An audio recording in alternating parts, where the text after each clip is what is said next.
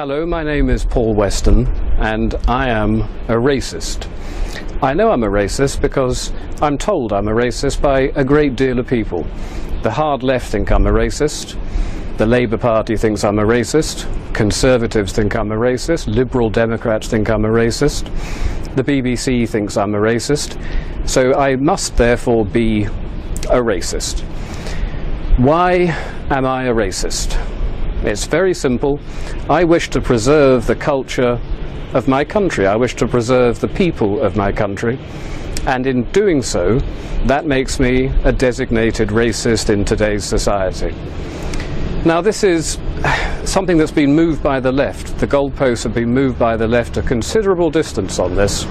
In order to be termed a racist 30 or 40 years ago, you had to actively dislike foreign people. Now, I don't dislike foreign people. What I do like, what I love, is my country, my culture, and my people. And I see that under a terrible threat at the moment. Britain is a very small country that's opened its doors to the mass immigrants of the third world, and we are simply being overwhelmed. Our schools can't cope, our hospitals can't cope. Very little can cope anymore. Our welfare system is on the verge of buckling as well. So if I want to defend what I grew up in, what I was born into, my country, my British culture, my heritage and my history, I am apparently, according to absolutely everybody today, a racist. But I don't think that's the case. Not the case that I'm not actually a racist. I'm going to admit that full out right now, because clearly I am. I've been told by so many people I am, it simply must be true. I'm probably also an Islamophobe. A phobia is an irrational fear of something. Now, I don't have an irrational fear of Islam. I look around the world today at Syria at the moment, where almost 100,000 people have been killed in the last 2 years, where Shia Muslims are slaughtering Sunni Muslims and vice versa. I look at places like Indonesia and Egypt and China and the Philippines.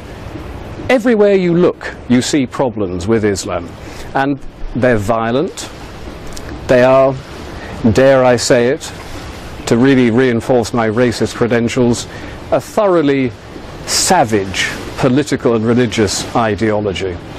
Now, many people will disagree with that. The far left, of course, will say you cannot criticize Islam because Islam is a religion, and rules have now been put into place in this country that say if you criticize it, you are guilty of inciting religious hatred.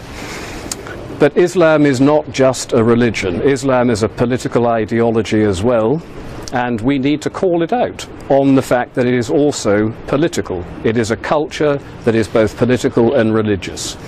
And I would like to know if I'm able to say certain things about it.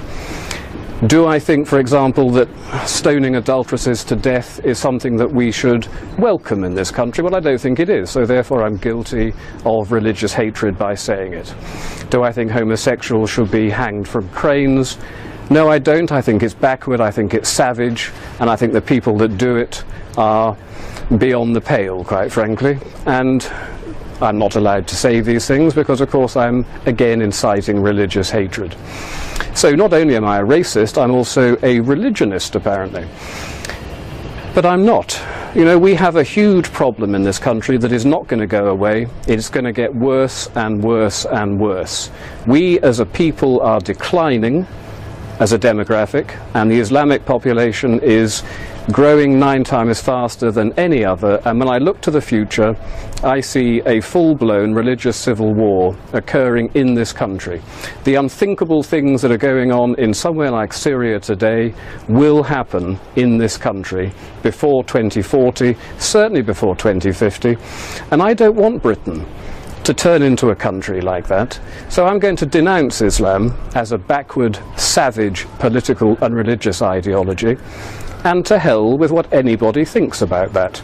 Because if we don't do something about it, we are going to be involved in something that most people can barely even begin to imagine in Britain. Babies are beheaded in towns in Syria. The idea this could happen in somewhere like Surbiton or even Eaton Square is simply impossible to think for most people, but it is going to happen. It really is going to happen. So we need to denounce it for what it is, and we need to start mounting some sort of defence against this. But the trouble with mounting a defence against it is that you get hit with the racist accusation. I'm not a racist, but. Well, here's the thing, I am a racist.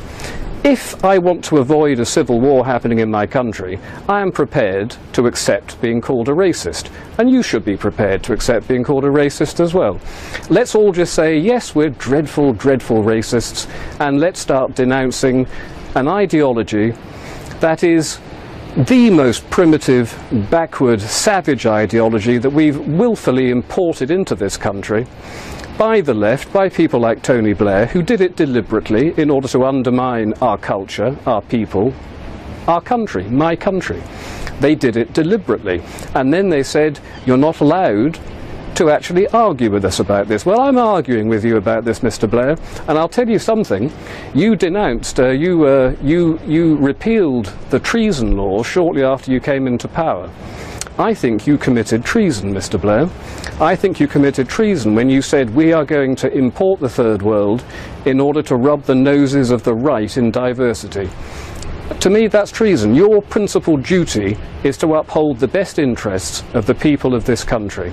The idea that you deliberately set out to undermine us and to subvert us is an act that's criminal. It doesn't matter that you repealed the laws. Those laws can be brought back. And one day, Mr. Blair, you will be tried for treason, along with the rest of your cabinet and every single high-ranking Labour politician that allowed this criminal act to happen. And I'm going to tell you this. It doesn't matter that you can perhaps prosecute me for racism or inciting religious hatred. I don't believe in that. I believe only in one thing: the defence of my country, the defence of my people, the defence of my culture. And everything else can just go to hell. I am a racist.